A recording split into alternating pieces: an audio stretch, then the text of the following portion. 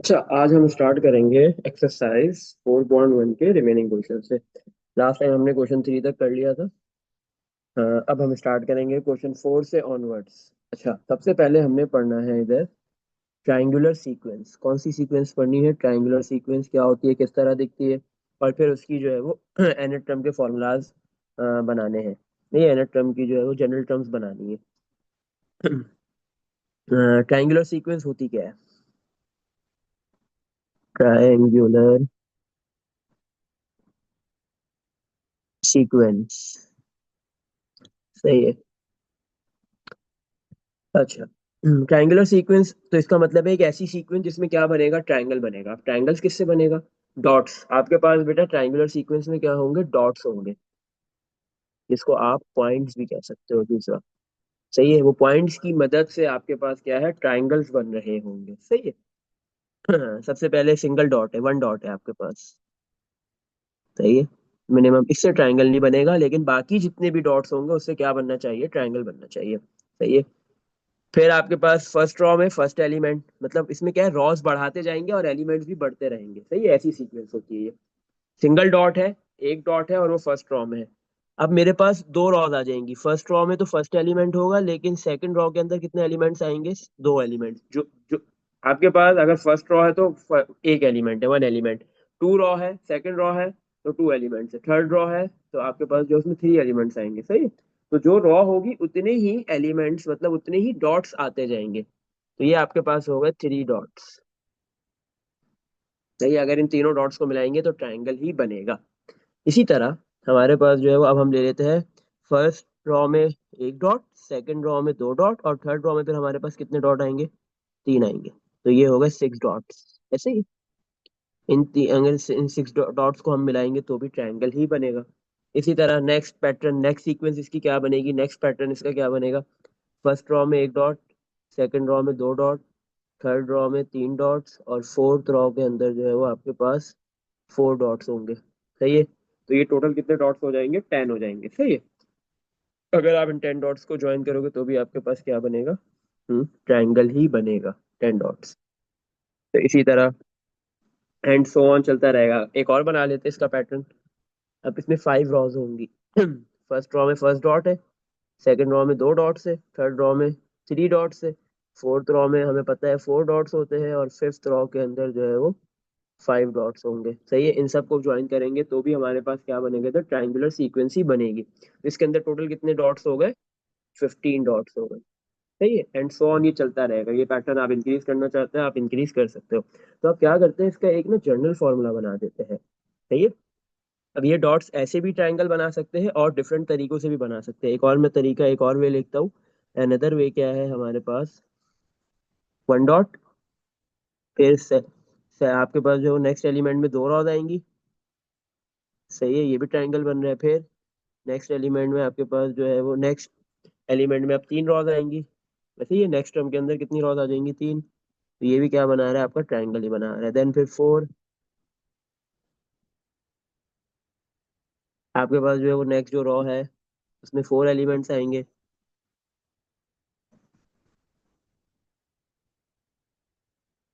सही है। तो ये सारे आपके पास ट्रायंगल्स ही बन रहे हैं। इसमें वन डॉट है, थ्री है, और ये सिक्स है। ये आपके पास 10 होंगे।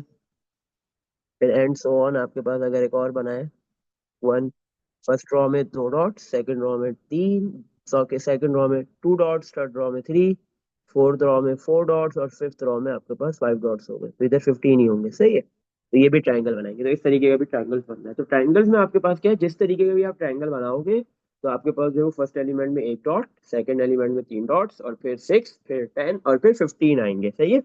तो इन डॉट्स की बेसिस पे हम क्या करते हैं? एक जनरल फॉर्मूला बना देते हैं। इसका एक एनथ टर्म बना देते हैं ट्रायंगुलर सीक्वेंस की। तो ये कैसे बनेगी? पहला फर्स्ट एलिमेंट है वन, जिसमें तीन डॉट्स आ रहे हैं। सेकंड एलिमेंट थ्री है, उसमें थ्री डॉट्स आ रहे हैं। आपके पास थर्ड एलिमेंट में सिक्स डॉट्स आ रहे हैं, तो सिक्स हो गया। फोर्थ एलिमेंट जो है वो इसका फोर्थ टर्म जो है वो, जिसमें 10 डॉट्स आ रहे हैं, और फिफ्थ टर्म जो है वो 15 डॉट्स है। इसी तरह एंड सो ऑन चलता रहेगा। अब देखो पैटर्न क्या बन रहा है, अब इसमें सीक्वेंस के अंदर क्या पैटर्न बन रहा है। वन से थ्री में जाने के लिए क्या कर रहे हैं? वन से थ्री में जाएंगे, कैसे जाएंगे? वन से थ्री में गए, आपने क्या ऐड किया है इसमें? हम्म या कुछ कोई पैटर्न बन रहा है, ऐसा कुछ हो रहा है? क्या हो रहा है? हम्म। कोई पैटर्न समझ में आ रहा है? देख लो, बताओ। फिर इसका एक फॉर्मूला हम बना देते हैं। रेक्टेंगुलर आपके पास जो है वो क्या कहते हैं, ट्रायंगुलर सीक्वेंस, क्या इसका nth टर्म क्या बन रही है, इसका जनरल टर्म का फॉर्मूला क्या बन रहा है, क्या समझ में आ रहा है? कि 1 से अगर मैं 3 में मूव कर रहा हूँ तो मेरे पास यहाँ पे 2 ऐड हो रहा है, सही है। और 3 से अगर मैं 6 में जा रहा हूँ तो मेरे पास यहाँ पे कितना ऐड हो रहा है, 3। और अगर मैं 6 से 10 में जा रहा हूँ तो मेरे पास ऐड हो रहा है 4। और 10 से अगर 15 में जाऊंगा तो मुझे ऐड करना पड़ेगा 5। सही है, ऐसे ही है ना? फर्स्ट सेकंड टर्म बनी है, फर्स्ट टर्म में 2 ऐड होके। थर्ड टर्म बनी है, सेकंड टर्म में 3 ऐड होके। फोर्थ टर्म बन रही है, थर्ड टर्म में 4 ऐड होके। फिफ्थ टर्म बन रही है, प्रीवियस टर्म में 5 ऐड होके। तो अब जो नेक्स्ट टर्म बनेगी बेटा वो क्या हो जाएगी, उसमें कितना ऐड होगा, 6 ऐड होगा, ऐसे ही है ना? क्योंकि 2 ऐड हुआ, फिर 3 4 5, अब क्या ऐड होगा, 6। तो 15 में जैसे ही 6 ऐड करेंगे तो 21 नई टर्म आ गई, सही है। तो इसमें 21 डॉट्स की वजह से ट्रायंगल बनेगा। फिर नेक्स्ट अगर मैं अब क्या ऐड करूंगा, 21 में 7, तो हमारे पास नेक्स्ट टर्म क्या आ जाएगी, 21 में 7 ऐड करेंगे 28, एंड सो ऑन, ही चलता रहेगा, ऐसे ही है। तो हमें क्या समझ में आ रहा है कि यहाँ पे हमारे पास क्या है, जो डिफरेंस है हर न्यू रॉ के अंदर, हर सॉरी हर जो है वो क्या कहते हैं, न्यू एलिमेंट जो आ रहा है, न्यू टर्म आ रही है, वो प्रीवियस के मुकाबले में कुछ ना कुछ नंबर ऐड होके आ रही है। और ये एडिशन सब में सेम नहीं है, डिफरेंट है। ये 2 3 4 5 6 7 ऐसे चल रहा है। तो अब इसका हम एक फॉर्मूला बनाते हैं। कैसे बनाएंगे? अच्छा, अब मेरे पास देखो क्या हो रहा है यहाँ पे। अगर फर्स्ट टर्म है, फर्स्ट टर्म क्या है, 1 है, सही है। फर्स्ट टर्म एन की वैल्यू हो गई 1, सही है। तो फर्स्ट टर्म में एन की वैल्यू हम पुट करते हैं 1, सेकंड टर्म में एन की वैल्यू पुट की जाती है 2, थर्ड टर्म में 3, देन 4 5 6, इसी तरह। तो अगर मुझे फर्स्ट टर्म में एन की वैल्यू 1 पुट करनी है तो मैंने लिखा एन, सही है। अगर मैं सेकंड, अब मेरे पास हो क्या रहा है यहाँ पे, कि सेकंड टर्म में क्या है, क्या ऐड आया, क्या ऐड होके आ रहा है, 2 ऐड होके आ रहा है। तो मैं आगे इधर लिख दूं n+2। लेकिन थर्ड टर्म में मेरे पास क्या ऐड होके आ रहा है, 2 नहीं हो रहा। थर्ड टर्म कैसे आ रही है, प्रीवियस में 3 ऐड होके आ रहा है। तो फिर क्या n+2 लिखे, n+3 लिखे? तो इसमें सब में चेंज है। तो ना हम n+2 लिख सकेंगे, ना 3 लिख सकेंगे, ना 4, ना 5, क्योंकि एक स्पेसिफिक पैटर्न नहीं चल रहा है, सही है। हाँ, अगर हम डिफरेंस देखें, 2 और 3 में कितना डिफरेंस है, ये 1 का है। 3 और 4 में भी कितना डिफरेंस है, +1 का है। 4 और 5 में कितना डिफरेंस है, +1 का है। तो ये 5 और 6 में भी कितना डिफरेंस है, +1 का। इसी तरह एंड सो ऑन चलता रहेगा। तो आपके पास जो है वो जो मेन सीक्वेंस है, उसके हर दो नंबर्स के बिटवीन जो है वो डिफरेंस या एडिशन जिस नंबर की हो रही है वो सेम नहीं है। बट जो नंबर ऐड हो रहा है हर प्रीवियस नंबर में, ताकि नया नंबर बन सके सीक्वेंस का, तो वो जो नंबर है उसका जो डिफरेंस आ रहा है वो सेम है, +1 +1 +1 +1, ऐसा ही है। तो अब हम क्या करते हैं, पहले इसकी बना देते हैं, इसका हम फॉर्मूला बना देते हैं, सही है। जो हमारे पास डिफरेंस सेम है ना। तो अगर मुझे फर्स्ट टर्म चाहिए, मुझे सेकंड टर्म बनानी है, तो एन एन फर्स्ट टर्म में क्या ऐड कर रहा हूँ, 2। और साथ में फिर क्या होगा, 2 + 1 हो रहा है, सही है। सब में सेम सेम है ना, 1 1 1 1। तो मैं क्या करूंगा, एन के आगे लिख दूंगा प्लस का 1, n+1, सही है। मैंने इस बार जो है वो डिफरेंस के भी डिफरेंस को देखते हुए बना रहा हूँ मैं सीक्वेंस, सही है। एन प्लस आगे लिख दिया 1, 1 का डिफरेंस है तो n+1। हर न्यू टर्म में क्या है, 1 ऐड होता जाएगा, सही है। लेकिन जो आपके पास नीचे जो नंबर लिखे हुए हैं, जो आपके पास मेन सीक्वेंस था, उसका जो डिफरेंस है उसका क्या करें, तो इसके लिए हम क्या करते हैं, इसको n से मल्टीप्लाई करवा देते हैं, सही है। अब क्या होगा, अगर मैं n की जगह पे 1 पुट करता हूँ, चेक करते हैं कि ये हमने जो सीक्वेंस बनाई है ये इम्प्लीमेंट हो रही है, इस जो nth टर्म का फॉर्मूला बनाया है ये इस पर्टिकुलर सीक्वेंस के ऊपर इम्प्लीमेंट हो रहा है या नहीं हो रहा। तो मैंने n की जगह पे 1 पुट किया, मल्टीप्लाई, एन की जगह पे क्या आ गया, 1 + 1। तो ये 1 × 1 + 1 2 हो गया, तो ये आंसर 2 आ रहा है, सही है। तो इसका मतलब ये जो है वो, लेकिन मेरे पास एन, मैंने n1 पुट किया और फर्स्ट टर्म में एलिमेंट है 1। फर्स्ट टर्म मेरे पास है 1, लेकिन यहाँ पे फर्स्ट टर्म आ रही है 2। अगर मैं एन की जगह पे 1 पुट करूँ तो इसका मतलब ये सीक्वेंस अभी काम नहीं कर रही है। अब मैं एन की जगह पे 2 पुट करके देखता हूँ। मैंने रखा एन की जगह पे 2, ब्रैकेट में एन की जगह पे 2 + 1। तो 2 × 2 + 1 = 3, तो आंसर आ गया 6। लेकिन मेरे पास सेकंड टर्म क्या आ रही है, 3 लिखी हुई है और इधर आ रही है 6। और फर्स्ट टर्म क्या थी, 1 लिखी हुई है और इधर आ रही है 2। इसका मतलब मेरे पास जो है वो ये फॉर्मूले से, ये nth टर्म से आपके पास जो भी टर्म बन रही है वो डबल बन रही है। 1 का डबल 2 बना, 3 का डबल 6 बना। थर्ड वाली निकालूंगा तो उसका भी क्या बन जाएगा, 12 बन जाएगा। सिक्स नहीं बनेगा, डबल बन रहा है। तो इसका मतलब क्या है, मैं क्या कर दूं, इस जो मैंने जनरल टर्म का फॉर्मूला बनाया है इसको मैं डिवाइड बाय टू कर दूं। सही है। अब जैसे ही मैं डिवाइड बाय टू करूंगा, टू को टू से डिवाइड करूंगा तो फर्स्ट टर्म वन आ जाएगी, सिक्स को टू से डिवाइड करूंगा तो सेकंड टर्म थ्री आ जाएगी, थर्ड टर्म जो है वो मेरे पास 12 बन रही थी तो मैंने उसको डिवाइड करूंगा टू से तो सिक्स आ जाएगी थर्ड टर्म। सही, एंड सो ऑन। तो ये मेरे पास क्या हो गई, ट्राइंगुलर सीक्वेंस की nth टर्म का फॉर्मूला बन गया। सही है। हाँ, nth टर्म की इक्वेशन बन गई। n n+1 divide by two. इसमें देख लो कुछ पूछना है। हम्म। No sir. चलो अब अच्छा, इसके बाद ट्रायंगुलर के बाद आपके पास क्या है, रेक्टेंगुलर पैटर्न है, रेक्टेंगल बन रहा है। अच्छा, अब रेक्टेंगल के लिए फर्स्ट एलिमेंट के अंदर मिनिमम टू डॉट्स आएंगे, वन से स्टार्ट नहीं हो सकता। सही है, मिनिमम टू डॉट्स होंगे फर्स्ट एलिमेंट में, टू डॉट्स है। उल्टा ले। सही है। To dots. अब जो नेक्स्ट एलिमेंट आएगा उसमें कितने होंगे। सही है। अब इसमें क्या है, फर्स्ट रॉ के अंदर टू है तो उसमें कितनी रॉज आएंगी, फर्स्ट रॉ उसके फिर सेकंड रॉ भी आएगी, ऐसे ही है। इधर फर्स्ट रॉ के अंदर टू एलिमेंट्स थे, उसमें दो रॉज आएंगी फर्स्ट और सेकंड। तो उसमें जो है वो फर्स्ट रॉ में भी तीन एलिमेंट्स होंगे और सेकंड रॉ में भी क्या होंगे, तीन एलिमेंट्स ही होंगे। सही है। तो टोटल कितने डॉट्स हो गए, सिक्स डॉट्स हो गए। मैंने उल्टा लिख दिया अभी। सही है, टू डॉट नेक्स्ट एलिमेंट में, इसमें दो रॉज आएंगी सेकंड एलिमेंट में, सेकंड टर्म के अंदर। सही है। तो उसमें कितने डॉट्स आ जाएंगे, हर रॉ में तीन तीन एलिमेंट्स आएंगे, थ्री, सिक्स डॉट्स हो गए। तो रेक्टेंगुलर सीक्वेंस के अंदर क्या होता है कि आपके पास जो है वो हर रॉ के अंदर जो है वो नंबर ऑफ डॉट सेम आ रहे होते हैं। सही है। हाँ, अब थर्ड एलिमेंट जो होगा, थर्ड टर्म होगी, उसमें तीन कॉलम्स आएंगे, तीन रॉज आएंगी और हर के अंदर कितने आपके पास आएंगे, फोर फोर। तो ये कितने डॉट्स हो गए, 12 डॉट्स हो गए। सही है। फिर जो आपके पास फोर्थ एलिमेंट है, फोर्थ टर्म है, उसमें कितनी आपके पास जो है वो कॉलम रॉज आ जाएंगी, फोर, और हर रॉ के अंदर कितने डॉट्स आएंगे, फाइव फाइव। सही है। तो आपके पास ये कितना हो गया, 4 × 5 = 20 डॉट्स हो गए, एंड सो ऑन चलता रहेगा। सही। चलो। अच्छा, तो ये आपके पास इससे क्या हो रहा है, कोई भी आप जो है वो टर्म ले लो, कोई भी एलिमेंट ले लो तो उसमें आपके पास क्या है, रेक्टेंगल ही बनेगा। क्या बनेगा, रेक्टेंगल। तो ये हमारे पास हो गई रेक्टेंगुलर सीक्वेंस। इससे पहले हमने ट्रायंगुलर देखी थी। अच्छा, अब हम क्या करते हैं, इस रेक्टेंगुलर सीक्वेंस की भी ना जनरल टर्म का फॉर्मूला निकाल लेते हैं। अगर मैं देखूं, इसका फर्स्ट टर्म क्या है, टू, दो डॉट्स टू है first term, second term six, third term 12 और फोर्थ टर्म क्या है, 20। अच्छा, आप पैटर्न देखते हैं क्या बन रहा है, टू से सिक्स में पहुंचने में कितना ऐड हो रहा है, प्लस का फोर, सिक्स से 12 में पहुंचने में कितना ऐड हो रहा है, प्लस का सिक्स, और आपके पास जो है वो क्या कहते हैं, सिक्स से 12 से 20 में पहुंचने में क्या ऐड हो रहा है, प्लस का 20, प्लस का एट। इसका मतलब है कि अगर जो है वो सेकंड नंबर में आने के लिए फोर ऐड हुआ, थर्ड नंबर बनाने के लिए सिक्स ऐड हो रहा है, फोर्थ नंबर बनाने के लिए एट ऐड हो रहा है, तो अगला जो नंबर होगा उसमें क्या ऐड होगा, प्लस का 10 ऐड हो जाएगा। ऐसे ही है, तो अगला नंबर 30 आ जाएगा। फिर आपके पास नेक्स्ट नंबर में क्या ऐड होगा, प्लस का 12, तो इसमें आपके पास आ जाएगा 40 नेक्स्ट, सॉरी 42 आ जाएगी नेक्स्ट टर्म। ऐसे ही है, ये चलता रहेगा इसी तरह। अब इसका हम जो है वो सीक्वेंस का फॉर्मूला बनाते हैं। अच्छा, एक चीज याद रखो बेटा, आपके पास कोई भी रेक्टेंगल होता है, ये रेक्टेंगल है आपके पास, रेक्टेंगल में अगर आप एक डायगोनल ड्रॉ कर दो, डायगोनल क्या होता है, दो ओपोजिट आमने सामने वाले पॉइंट्स को मिला के जो लाइन बनती है वो डायगोनल बनता है। ये इस तरीके से रेक्टेंगल में दो डायगोनल बन सकते हैं, आप कोई भी एक डायगोनल बना लो। सही है। तो जब जैसे ही आप एक डायगोनल बनाते हो किसी भी रेक्टेंगल के अंदर, तो वो दो इक्वल ट्रायंगल्स में ब्रेक हो जाता है, तो वो रेक्टेंगल के अंदर दो ट्रायंगल्स बन जाते हैं और दोनों बिल्कुल सेम होते हैं, एरिया वाइज इक्वल होते हैं। तो क्या हुआ कि मेरे पास जो ट्रायंगुलर सीक्वेंस आई है, ट्रायंगुलर सीक्वेंस का nth टर्म का जनरल टर्म का फॉर्मूला आया है। सही है। तो वो एक ट्रायंगल का है, रेक्टेंगल में कितने ट्रायंगल्स बन रहे हैं, दो।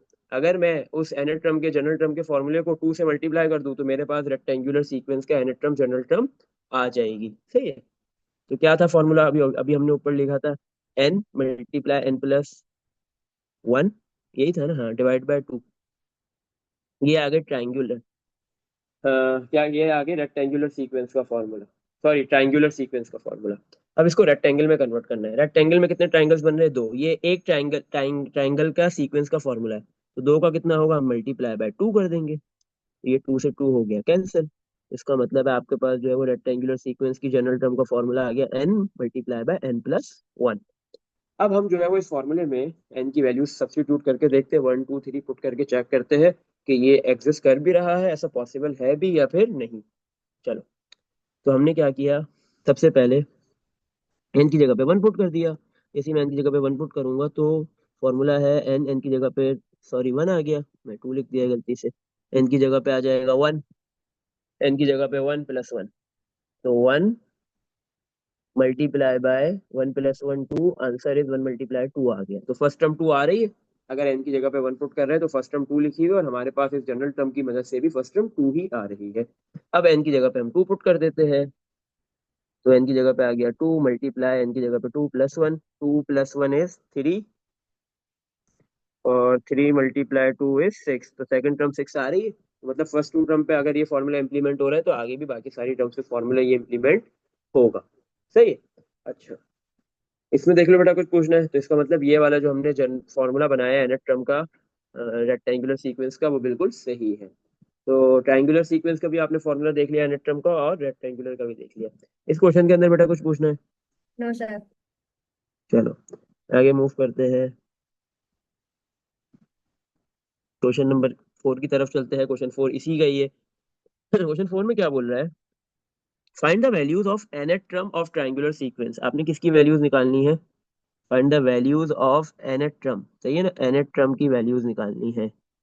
nth term means tn, tn लिख लो या an लिख लो, एक ही बात है। nth टर्म को या तो tn से डिनोट कर लो या an से कर लो। हम an से कर रहे हैं ना, हम an ही लिख देते हैं, क्योंकि आगे भी हमने कंप्लीटली an से ही करना है। तो हमने जो है वो an की वैल्यू निकालनी है, सही है। और अब आगे बोल रहा है find the values of nth term of triangular sequence. Nth term की वैल्यू निकालो। अब आपके पास सीक्वेंस कौन सी है? ट्राइंगुलर सीक्वेंस है, सही है। हाँ, तो आपको ये बता दिया कि ये कौन से टाइप का क्वेश्चन है, इसमें सीक्वेंस कौन सी आ रही है? ट्राइंगुलर।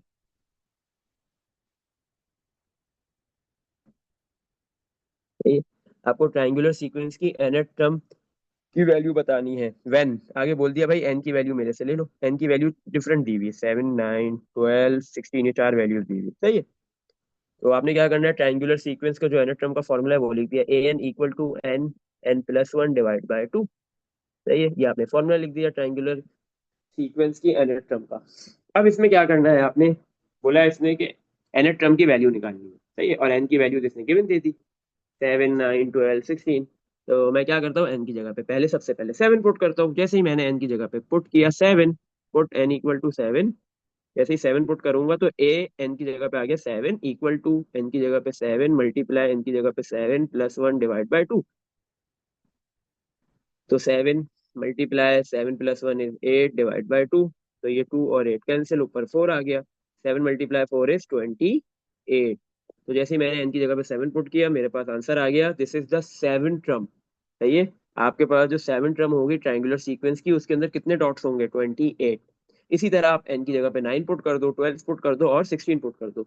जैसे ही आप ये वैल्यूज पुट करते जाओगे, तो आप अगर 9 पुट करते हो एन की जगह पे तो 9 टर्म आ जाएगी, अगर आप 12 पुट करोगे तो 12 टर्म आ जाएगी, अगर 16 पुट करोगे तो 16 टर्म आ जाएगी। और आपको ये पता चल जाएगा उस पर्टिकुलर टर्म में, जो ट्रायंगुलर सीक्वेंस की जो पर्टिकुलर टर्म है उसमें कितने नंबर ऑफ डॉट्स है। इसमें देख लो बेटा, कुछ पूछना है तो बाकी 9 12 और 16 ये आपने पुट करने हैं, सही है। ये आपके लिए होमवर्क है, बिल्कुल इसी फॉर्मूले के अंदर ही एन की जगह पे डिफरेंट वैल्यूज आप पुट करोगे, सही है। इसमें देख लो बेटा, कुछ पूछना है? No sir. नो चलो, sir. Next next triangular sequence के बाद अब आ रही है आपके पास फैक्टोरियल सीक्वेंस। कौन सी सीक्वेंस है इसमें? Factorial sequence. अच्छा, ये फैक्टोरियल क्या होता है? ये आपके कैलकुलेटर के अंदर भी ना बेटा ये है मौजूद ना, ये साइन, ये सिंबल मौजूद है। अच्छा, आगे हमने पढ़ना भी है फैक्टोरियल सीक्वेंस। अच्छा बेटा देखो, अगर ये लिखा हुआ है 5 फैक्टोरियल, तो फैक्टोरियल करता है क्या है? ये जो साइन है ना, ये जो भी मैंने बनाया है, ये वाला, ये होता है फैक्टोरियल, सही है? इसको कहते हैं, सही है। इसका मतलब क्या होता है? ये कहता है कि आप क्या करो, फैक्टोरियल का साइन अगर आपने रिमूव करना है, हटाना है, तो ये साइन कहता है कि आप जो भी नंबर लिखा हुआ है, क्या लिखा हुआ है? 5, तो 5 से छोटे वाले नंबर से आप मल्टीप्लाई करो। कहाँ तक? सही है, जब तक आपके पास जो है वो ये 0 फैक्टोरियल तक ना पहुंच जाओ आप, सही है। अच्छा, अगर मैं ऐसे लिखता हूँ 5, फिर छोटे नंबर से इसको मल्टीप्लाई किया, मल्टीप्लाई बाय 4, फिर इससे और छोटे नंबर से किया, मल्टीप्लाई बाय 3। अब मैं 3 से छोटे नंबर से मल्टीप्लाई नहीं कर रहा, तो फिर मुझे 3 पे फैक्टोरियल लगाना पड़ेगा। सही है, तो इसका मतलब मैंने 5 फैक्टोरियल को ओपन करके 3 फैक्टोरियल तक लिखा है। फिर इसको सिंप्लीफाई कैसे कर सकते हैं, 5 मल्टीप्लाई 4 20 हो जाएगा, मल्टीप्लाई बाय 3 फैक्टोरियल। तो 20 और 3 फैक्टोरियल जब तक मल्टीप्लाई नहीं होंगे, जब तक ये फैक्टोरियल 3 फैक्टोरियल 0 फैक्टोरियल के अंदर कन्वर्ट ना हो जाए।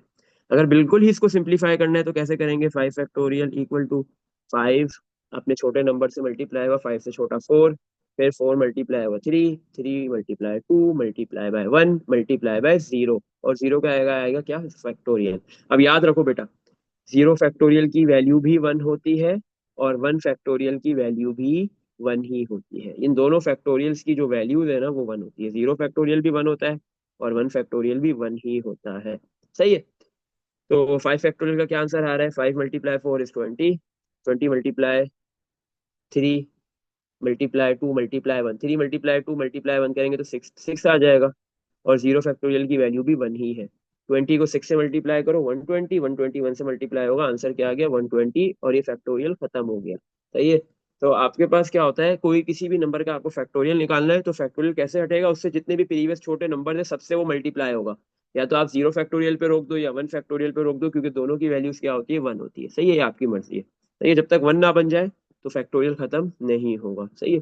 अच्छा, अगर n फैक्टोरियल लिखा हुआ हो आपके पास तो इसका क्या करेंगे। सही है, ये अगर खत्म करना होगा तो n फैक्टोरियल से छोटा नंबर, n में क्या है, n से एक छोटा नंबर, 5 से एक छोटा नंबर ले रहे थे ना, 5 का छोटा क्या था, 4, 4 कैसे आया, 5 में 1 माइनस कर दो 4 आ जाएगा। सही है, फिर उससे छोटा नंबर लिया 5 में ही, मतलब जो 4 है उसी में जो है वो एक और माइनस कर दो, या 5 में अगर 2 माइनस कर दे तो जो है वो 3 आ रहा है, ऐसे ही है ना। तो इसी तरह n से छोटा नंबर क्या होगा, n में 1 माइनस कर देंगे, n फिर n माइनस 1 फिर n minus 2 and so on चलता रहेगा। सही है, फिर n माइनस 3 चलते चलते चलते चलते चलते चलते ये आपके पास जो है वो ये जाएगा, फिर आपके पास जो है वो ये आएगा 2 फैक्टोरियल, फिर मल्टी सॉरी 2 मल्टीप्लाई 1 फैक्टोरियल तक। सही है, अगर आपके पास n की वैल्यू नहीं है तो फिर ये कभी भी खत्म नहीं होगा, n रहेगा। हाँ, n की वैल्यू होगी तो फिर ये 2 और फिर 1 फैक्टोरियल तक आएगा।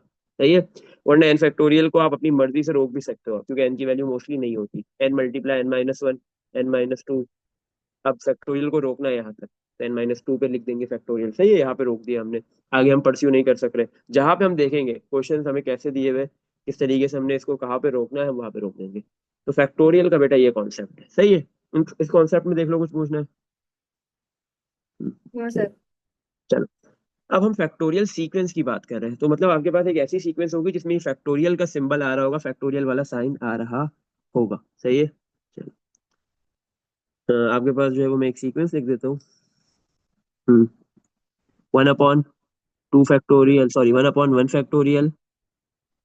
ये बेसिक सीक्वेंस है। 1/2 factorial, comma 1/3 factorial, comma 1/4 factorial, चलते चलते ये मूव कर रही है। और सही है, अगर आप देखो तो ये आपके पास क्या है, एक ऐसी सीक्वेंस है जिसकी हर टर्म फ्रैक्शन में है, फ्रैक्शन का जो न्यूमिनेटर है वो सबका 1 है। इसका मतलब हमारे पास जो इसकी nth टर्म का फॉर्मूला होगा, जनरल टर्म का फॉर्मूला होगा, उसमें न्यूमिनेटर में 1 ही आएगा। सही है, बट फिर डिनोमिनेटर में क्या आएगा, डिनोमिनेटर में है, डिनोमिनेटर में क्या आ रहा है। अच्छा, डिनोमिनेटर में अगर आप देखो, फर्स्ट टर्म के अंदर है 1 फैक्टोरियल, सेकंड टर्म में क्या लिखा हुआ है डिनोमिनेटर में, 2 फैक्टोरियल, थर्ड टर्म में है 3 फैक्टोरियल, फोर्थ टर्म में है 4 फैक्टोरियल, फिफ्थ टर्म में क्या होगा 5 फैक्टोरियल। तो जो टर्म है फैक्टोरियल भी उसी नंबर का ही। अगर 17 टर्म होगी तो 17 फैक्टोरियल आ जाएगा, और अगर 98 टर्म होगी तो 98 फैक्टोरियल आ जाएगा। तो इसी तरह अगर n टर्म होगी, nth टर्म होगी, तो डिवाइड में आएगा n फैक्टोरियल। तो ये आपके पास फैक्टोरियल सीक्वेंस की जनरल टर्म का फॉर्मूला हो गया। सही है, अच्छा। हम्म,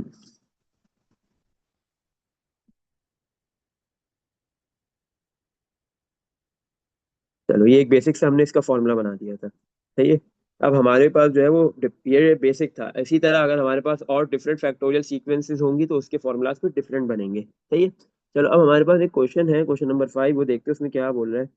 find the, question number 5, find the first 5 terms of the sequence. सही है, विद जनरल टर्म। आपके पास एक सीक्वेंस है, उसकी शुरू की 5 टर्म्स निकालनी है। फर्स्ट 5 टर्म मतलब स्टार्टिंग की 5 टर्म्स निकाल दो, तो इसका मतलब n की वैल्यू 1 से लेके n की वैल्यू 5 तक पुट करेंगे। n की जगह पे पहले 1 रखेंगे, फिर 2, फिर 3, फिर 4, फिर 5। इसका मतलब है अगर हमें शुरू की 5 टर्म्स निकालने को बोल रहा है या 4 निकालने को बोले, 6 बोले, 3 बोले, जितनी भी टर्म्स निकालने को बोलेगा तो उसके लिए हमें वो गिवन क्या देगा, उसको गिवन देना होगा जनरल टर्म। सही है, तो उसने हमें एक जनरल टर्म गिवन दे दी। Find the first 5 terms of the sequence with general term, उसकी जनरल टर्म गिवन ले लो, an equal to n+1 factorial divide by 2 factorial. सही है, आपके पास जो है वो ये गिवन है general term n+1 factorial divide by 2 factorial. सही है, जनरल टर्म गिवन है, बोल रहा है इसकी शुरू की 5 टर्म्स निकाल के दे दो। सही है, अब उसने हमें एक सीक्वेंस खुद ब खुद गिवन दे दी, सॉरी सीक्वेंस की जनरल टर्म गिवन दे दी। अगर सीक्वेंस देता तो बोलता जनरल टर्म बनाओ। अब यहाँ पे इसने जनरल टर्म गिवन दे दी तो बोल रहा है सीक्वेंस बनाओ, सीक्वेंस की शुरू की 5 टर्म निकाल दो। तो अब हम क्या करेंगे, सबसे पहले n की जगह पे 1 पुट करेंगे, a n की जगह पे 1 इक्वल टू n की जगह पे 1+1 फैक्टोरियल डिवाइड बाय 2 फैक्टोरियल। अच्छा, ऊपर 1+1 2 फैक्टोरियल हो गया और डिवाइड में भी 2 फैक्टोरियल हो गया, तो 2 फैक्टोरियल से 2 फैक्टोरियल कैंसिल हो गया, आंसर इज 1 आ गया। फर्स्ट टर्म हमारे पास क्या आ गई, इधर 1 आ गई। अब हम n की जगह पे 2 पुट कर देंगे, a n की जगह पे 2 इक्वल टू n की जगह पे 2+1 फैक्टोरियल डिवाइड बाय 2 फैक्टोरियल। सही है, 2+1 3 फैक्टोरियल हो गया डिवाइड में 2 फैक्टोरियल। अच्छा, इसको आप डायरेक्ट कैलकुलेटर से भी बेटा सिंप्लीफाई कर सकते हो, 3 फैक्टोरियल डिवाइड बाय 2 फैक्टोरियल कर दो, आपके पास आंसर आ जाएगा। सही है, कैलकुलेटर है अभी, तो आप देखो बेटा आपके पास कैलकुलेटर में ये जो राइट साइड पे है, राइट साइड पे आपके थ्री पास आ टॉप रहा में है। राइट, राइट टॉप पे आ रहे हैं, राइट टॉप पे बेटा कौन सा बटन है ये, जी जी। ऑफ वाले क्या कहते हैं, मॉड वाले के नीचे, ये बिल्कुल। जी जी, x-1 हाँ, लिखा हुआ है, इसको शिफ्ट दबा एक्स, के हाँ करना हाँ है। हाँ, बिल्कुल आपके पास जो है वो क्या कहते हैं, मॉड वाले के बिल्कुल नीचे बटन है, एक की है, उसमें लिखा हुआ है एक्स फैक्टोरियल डायरेक्ट लिखा हुआ है, ऐसे ही है ना। एक्स जी फैक्टोरियल डायरेक्ट दबाने से आएगा और x-1 जो है वो मेरे ख्याल में शिफ्ट दबा के आएगा, ऐसे ही है। जी जी जी। हाँ, तो वो बटन के ऊपर डायरेक्ट एक्स फैक्टोरियल लिखा हुआ है, एक्स मीन्स कोई भी नंबर। सही है, तो आप डायरेक्ट भी ले सकते हो, बट अगर नहीं है कैलकुलेटर तो वैसे कैसे करेंगे, देखो 3 फैक्टोरियल है ना, 3 फैक्टोरियल को मैं लिख सकता हूँ, 3 फैक्टोरियल हटाऊंगा तो इससे प्रीवियस नंबर लिखना पड़ेगा, मल्टीप्लाई बाय 2 फैक्टोरियल। अब मैं 2 फैक्टोरियल में मैंने इसको क्यों रोक दिया, क्योंकि डिवाइड में भी क्या लिखा हुआ है 2 फैक्टोरियल, तो 2 फैक्टोरियल से 2 फैक्टोरियल कैंसिल हो जाएगा और आंसर आ जाएगा सिर्फ 3। सही है, अच्छा, अब मैं एन की जगह पे क्या पुट कर देता हूँ, 3, तो ए एन की जगह पे 3 इक्वल टू, फॉर्मूले में एन की जगह पे 3+1 फैक्टोरियल और डिवाइड बाय 2 फैक्टोरियल। सही है, 3+1 4 फैक्टोरियल हो गया और डिवाइड बाय 2 फैक्टोरियल। तो अरीशा बेटा इसको डायरेक्ट कैलकुलेटर से करो और मुझे आंसर बता दो।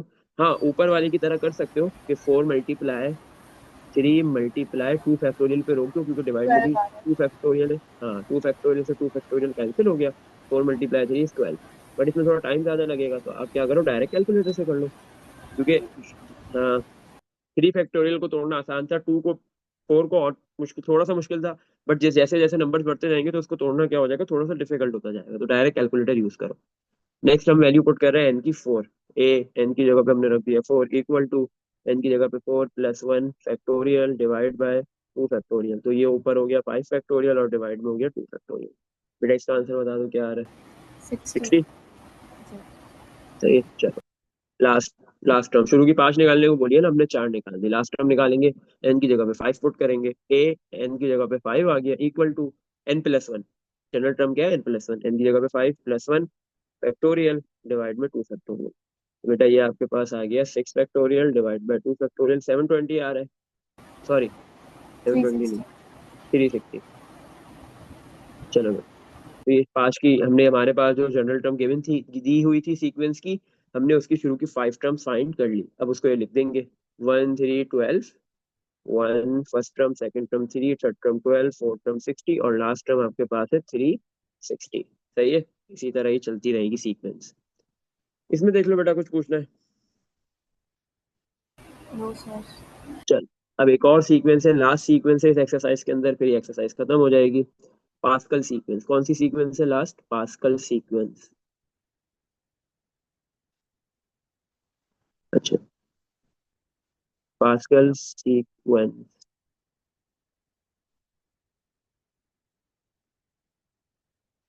हम्म, अच्छा पास्कल सीक्वेंस आपके पास किस तरह की होती है,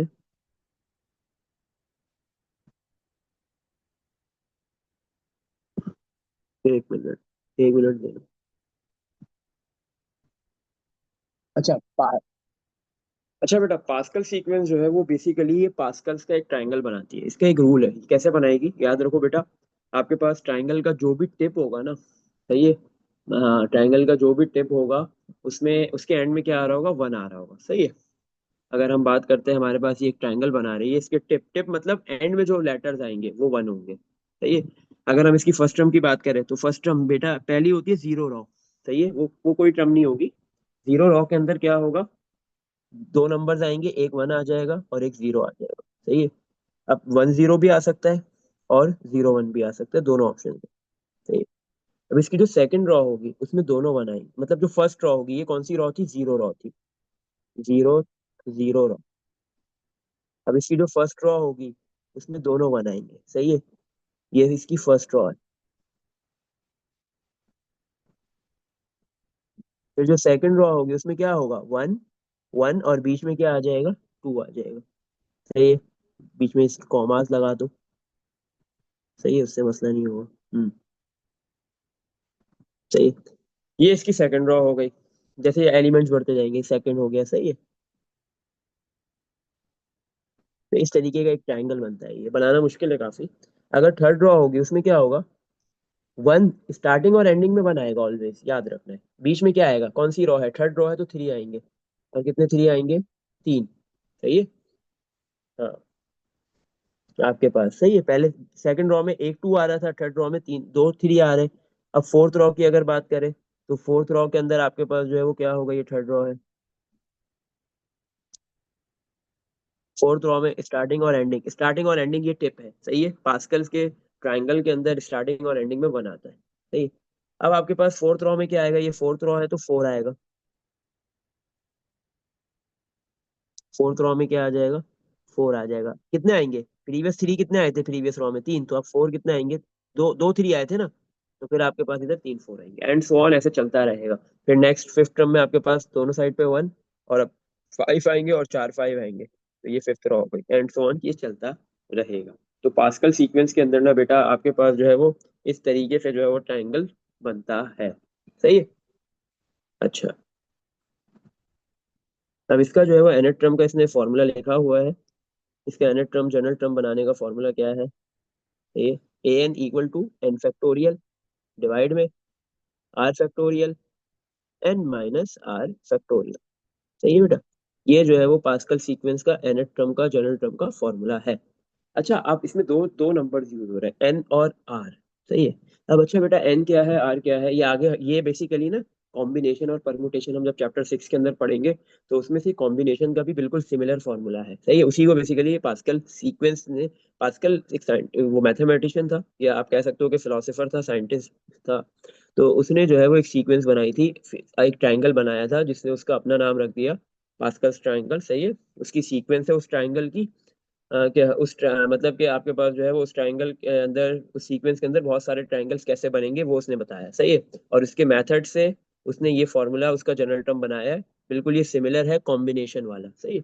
अब इसमें दो चीजें आ रही है, एन और आर। एन और आर क्या है, अब याद रखो बेटा, एन आपके पास होता है अवेलेबल, ये आगे हम डिटेल में भी देखेंगे, और आर है सिलेक्शन, सही है। अब मुझे एक बात बताओ, अगर तुम्हारे पास अवेलेबल पांच चीजें हैं, तुम गए शॉपिंग पे, सही है, तुमने जो है वो शूज ले लिया, एक तुम्हें शूज पसंद आ गया, सही है। और वो शूज का जो है वो पांच कलर है। अब पांच कलर्स में से कोई एक आप शूज आप सेलेक्ट करोगे, कोई एक कलर का शूज सेलेक्ट करोगे। तो आपके पास पॉसिबिलिटी क्या है, या तो आप एक कलर का शूज ले लो, या कोई दो कलर के शूज यूज कर लो, ले लो उसमें से परचेस कर लो, तीन कलर्स के शूज परचेस कर लो, फाइव फोर कलर्स के ले लो, या मैक्सिमम या पांचों कलर्स ले लो, सही है, शूज के। ऐसा पॉसिबल तो नहीं है कि आप कोई छठा कलर जो है वो है ही नहीं और आप वो ले सकते हो, ऐसा पॉसिबल है, नहीं है ना। इसका मतलब सिलेक्शन आपने जो करनी है, जितना अवेलेबल है, या तो उतनी ही करोगे या उससे कम करोगे, बट उससे ज्यादा पॉसिबल नहीं है। तो इसका मतलब आर की जो वैल्यू है वो एन से छोटी होगी या एन के इक्वल होगी, बट कभी भी एन से बड़ी नहीं हो सकती। जितनी चीज अवेलेबल है उसी में से सिलेक्शन कर सकते हो, उससे ज्यादा आप ले नहीं सकते। या तो सारी की सारी ले लो, या उसमें से एक दो चीजें छोड़ दो, या एक दो चीजें पिक करो, ये आपकी मर्जी है, सही है। अच्छा, अब एक क्वेश्चन है हमारे पास, इसका last question number six. Question six में क्या बोला जा रहा है, फाइंड द पास्कल सीक्वेंस। आपको क्या फाइंड करनी है, पास्कल सीक्वेंस फाइंड करनी है। पास्कल सीक्वेंस ये आपने फाइंड करनी है व्हेन एन, एन की वैल्यू गिवन दे दी, 5, 6, 7 एंड 8। सही है, एन की 4 वैल्यूज गिवन दी हुई, सही है ना। तो अब क्या करेंगे हम इधर, एन की वैल्यू में मैं एक में काम करवाऊंगा, मैं 4 नहीं ले रहा, सही है। बाकी आपने करना है। आप मुझे बता दो 5 के लिए करूँ, 6 के लिए, 7 के लिए या 8 के लिए। ज्यादा बड़ी नहीं बताना, थोड़ा नंबर छोटा ही बताना। सही है, कौन सा करें बताओ, बाकी आपने करना है। 6 कर लेते हैं। 6 कर लेते हैं, चलो। तो हम सेलेक्ट कर रहे हैं कि एन कोई भी एक ले लेते हैं, 6, सही है। हमने पास्कल सीक्वेंस की जनरल टर्म का फॉर्मूला लिख दिया, क्या है, n factorial divide by r factorial n minus r factorial. अब इसमें से आपको एन गिवन दे दिया, आर तो गिवन नहीं दिया। मैंने क्या होता है, एन अवेलेबल है आपके पास जो है वो, आप रेस्टोरेंट में गए या नहीं, आप किसी शादी के अंदर गए, सही है, किसी भी इवेंट में गए, वहां पे आपको 6 डिशेस जो है वो आपके पास अवेलेबल है। अब आपके पास ऑप्शन है कोई भी नहीं खाओ, सही है। आर क्या है, सिलेक्शन, कोई भी डिश सेलेक्ट नहीं की, कोई भी नहीं अच्छी लगती थी, नहीं खाई। दूसरा ऑप्शन क्या है, एक ही डिश सेलेक्ट करी।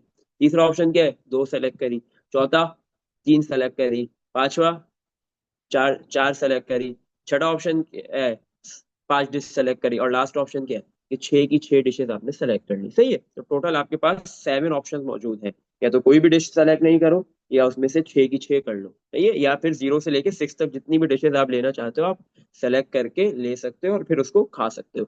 लेकिन ऐसा पॉसिबल नहीं है कि आप कोई 7वीं डिश सेलेक्ट कर लो, इट्स नॉट पॉसिबल। तो अब यहाँ पे आर की वैल्यू क्या है, 0 से स्टार्ट करेंगे। पहले आर की वैल्यू 0 लेंगे, फिर 1 लेंगे, फिर 2 लेंगे, फिर 3, फिर 4, फिर 5, 6 तक जाएंगे, सही है।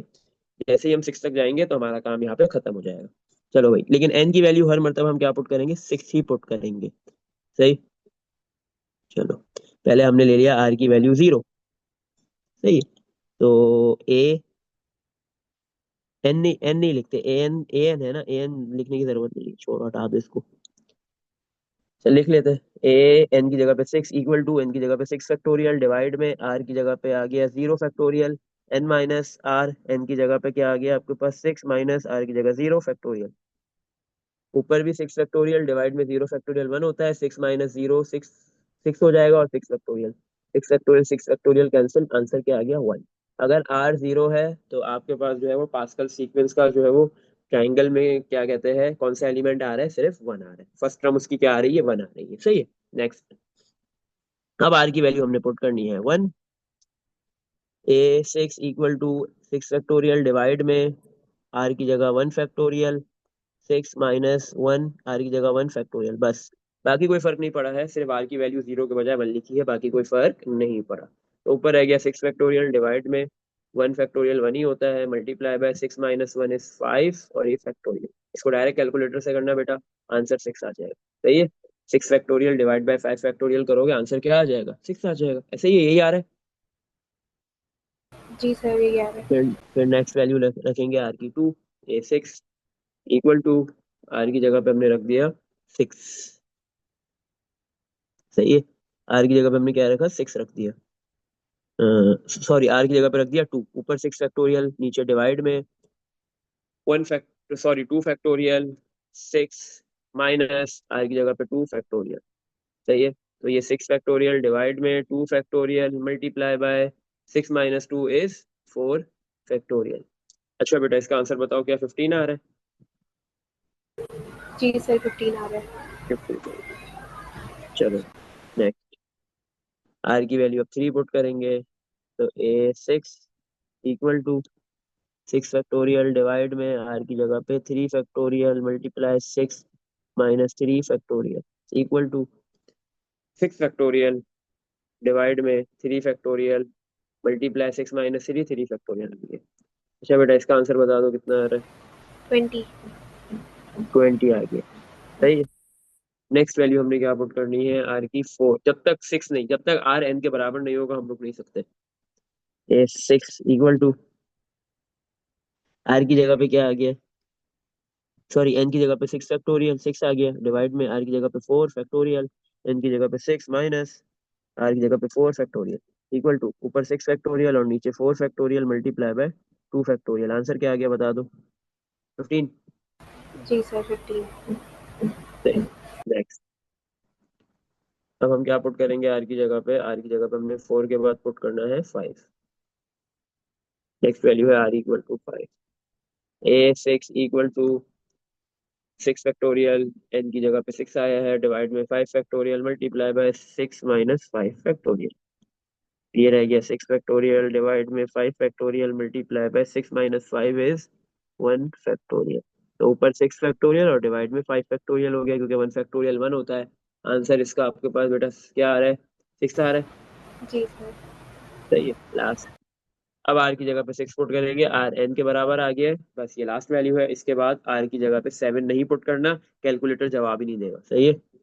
अगर आपने आर की जगह 7 रख दिया गलती से और इसको सॉल्व करोगे, कैलकुलेटर मैथ एरर दे देगा।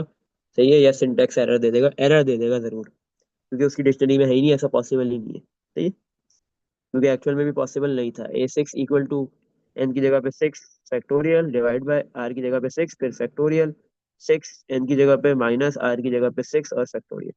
ऊपर भी 6 फैक्टोरियल कैंसिल, ऊपर आ गया 1, नीचे 0 फैक्टोरियल वन होता है, 1/1 इक्वल टू 1 आंसर आ गया। सही है।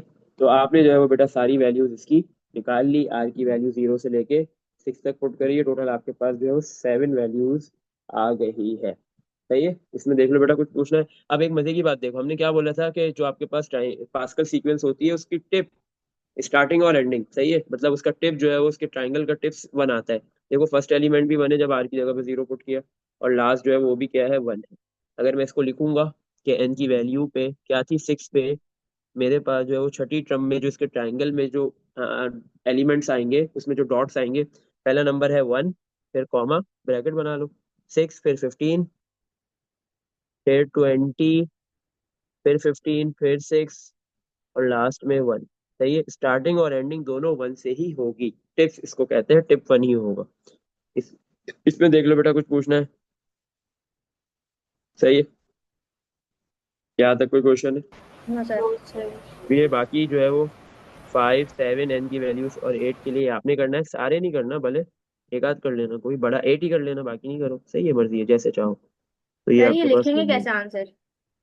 आंसर लिखा तो है मैंने एंड में। एन एन की क्या वैल्यू पे किया है मैंने? 6 मैंने लिखा, एन की वैल्यू 6, फिर ब्रैकेट बनाएंगे, ब्रैकेट में आर जीरो की जो वैल्यू आई है सबसे पहले लिखेंगे, और लास्ट में आर जो 6 पुट किया था वो वाली वैल्यू को लिखेंगे, और हर नंबर के बीच में कॉमा आएगा और ब्रैकेट क्लोज हो जाएगा। मजे की बात, कोई भी आप आर एन पुट कर लो तो आपके पास जो है वो स्टार्टिंग वैल्यू और एंडिंग वैल्यू दोनों टिप्स 1 ही होंगे। सही है। इसमें देख लो बेटा, कुछ पूछना है? No no sir, clear. Sir. फिर यहाँ पे जो है वो 4.1 एक्सरसाइज कंप्लीट हो गई, जितने भी क्वेश्चन थे सारे हमने कर लिए हैं। सही है।